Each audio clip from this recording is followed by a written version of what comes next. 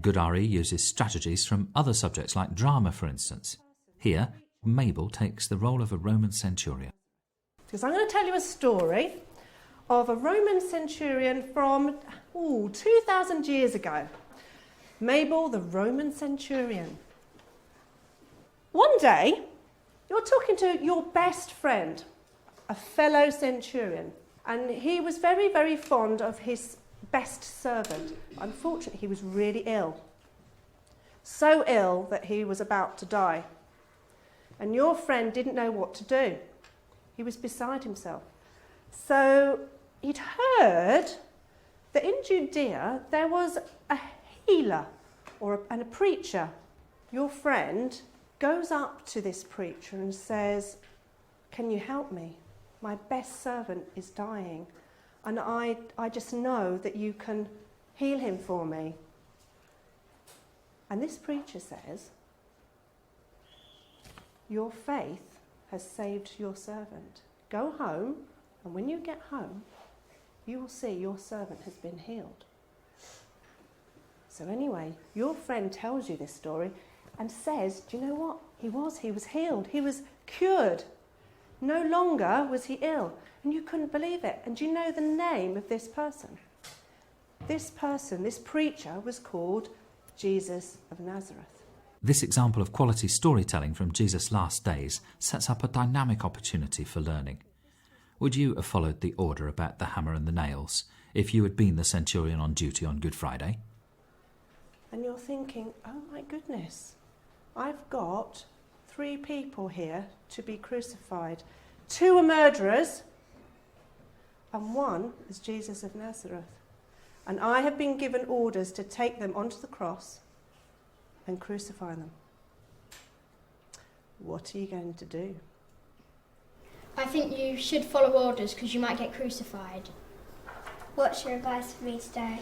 I think you shouldn't follow your orders because look what God has done. Look what Jesus has done for all of you. What's your advice for me today? I think you should follow orders. If not, you could lose money for your family. What's your advice for me today?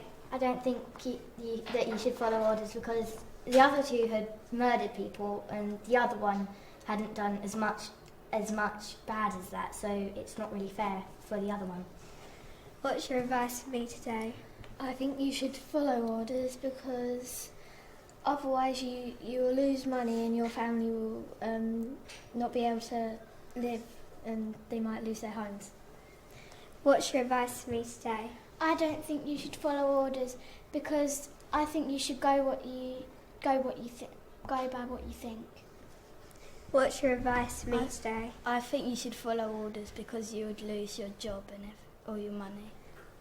What's your advice for me today? I don't think you should follow orders because Jesus has helped your friend and then you can help him. What's your advice for me today? I think you should follow orders because he must have done something bad for the pilot to say that you should crucify him. What's your advice for me today? I don't think you should follow orders because this man is innocent and he has done nothing wrong. They've given you all the advice saying what would happen if you didn't follow orders and all the advice if you did follow orders, but what do you think you should do? I think that I shouldn't follow the orders because he's innocent and he hasn't done very many things wrong, but then I'm not sure. What aren't you sure about? Because my family might suffer. What would happen if you didn't follow orders and you set Jesus free? What might happen then? Something might happen to my family, or I might... What would happen to Jesus if he wasn't crucified? He could help me. He could help you? How could he help you? Because if he had saved someone's life, he could maybe help me and my family. So he could actually save you. You're going to trust your conscience, yeah, and then actually hope that Jesus will you have faith in Jesus to help you. Yeah. Right, that's very interesting. Thank you very much. Okay.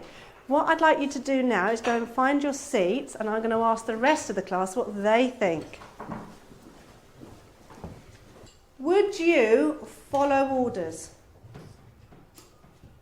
Be brave. It's up to you. Be brave. Okay.